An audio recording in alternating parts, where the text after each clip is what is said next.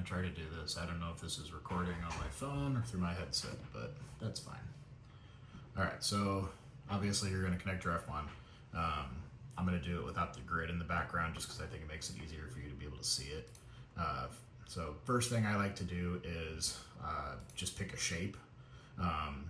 So the one that I always prefer is going to be the square with the half circle associated with it as well. And the reasoning for this is because it gets you a sharp line as well as a curve. So that way when you're doing your lines per centimeter with the grid test, it gives you the best visual representation as to how clean the cut's gonna be with regards to the engraving. So you have to change your settings. Obviously this is way too big. I generally do either 5 or 6 millimeters as the size. So I'll just drop this to 5. So now it's a perfect 5 millimeter square. Here is our square, air quote that, in the settings. And then you need to flip it to engrave because right now it's on score. So step 1, click engrave. And then you then need to set your lines per centimeter because by default it's set to 100. So if you do your grid test and don't change this right now, then you just basically wasted 30 minutes or however long it's going to take for that grid test to run. So that way you can do it again because you had the wrong line per centimeter set. So we'll up this to 300 because with the F1, 300 tends to look the best and it doesn't take very long being a galvo laser. But in theory, you could drop down to 220 or 200. That will make it run faster when you're doing your engraving. So when you're doing bulk orders of 50 plus, doing grid tests of dropping it down to where you're still happy with your lines per centimeter is going to be your fastest way of saving time. But we'll just do 300 for the sake of this one. Don't worry about anything else you're doing other than the type of laser that you want to do. So in this case here, you're doing engraving. So we're going to do the blue light laser. Leave the settings just the way they are. And then you'll select it, and then you'll come to the side and you'll choose your applications and then the material test array. And then if I can get this to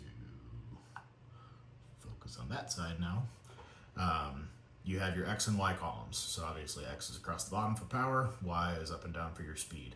I like to drop my spacing because that is pretty big for how small it is. So I'll go down to like 1 or 2 millimeter spacing.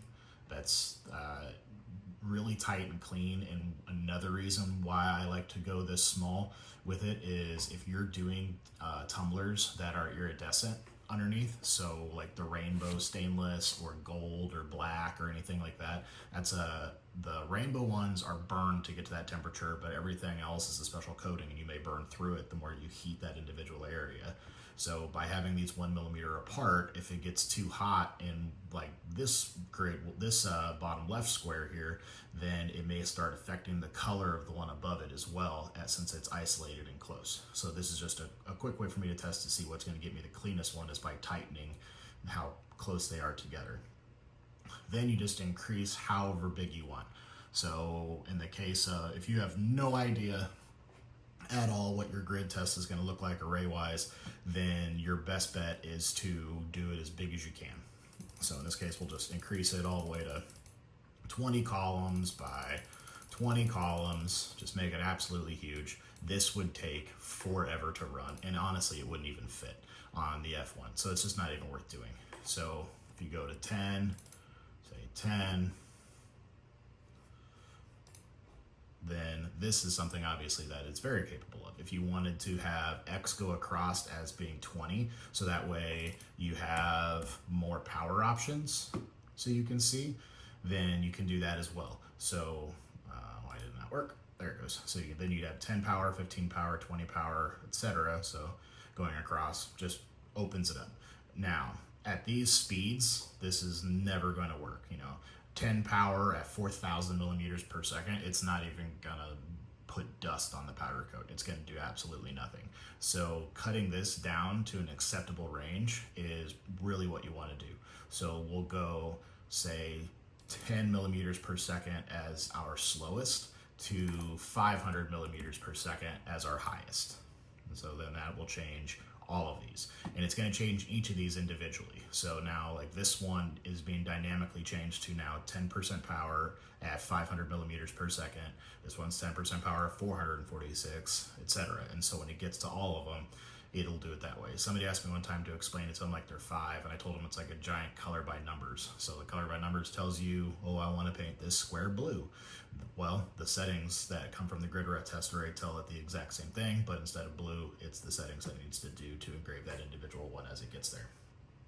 But this is really all you have to do for this grid test. So we'll say we're going to save this.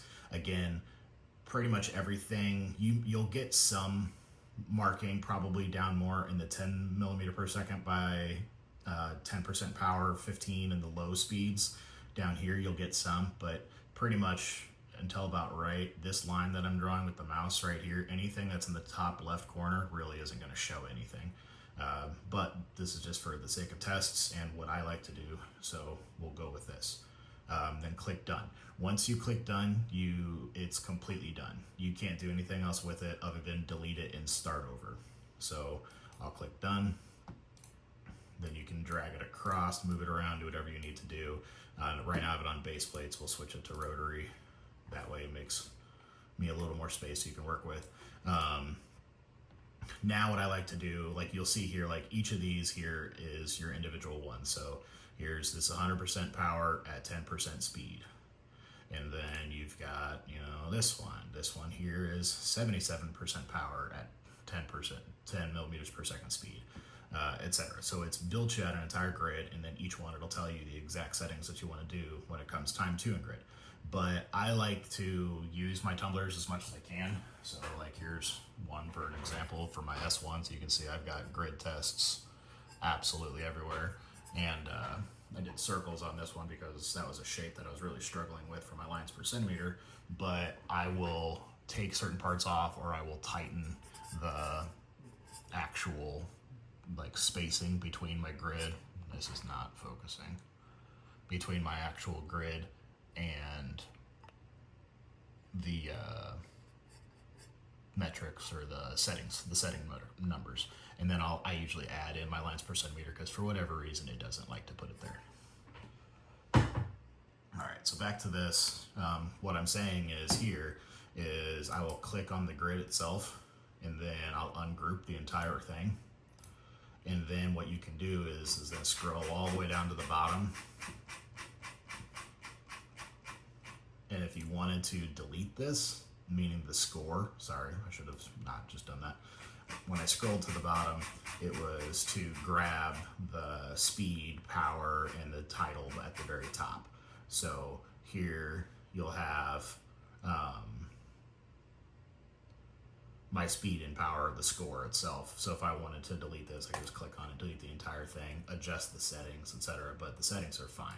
What I'm going to do now though is highlight all of these, and then I'm just going to move them up until they're a little closer, and then key down just a little until I get about a 1 millimeter spacing.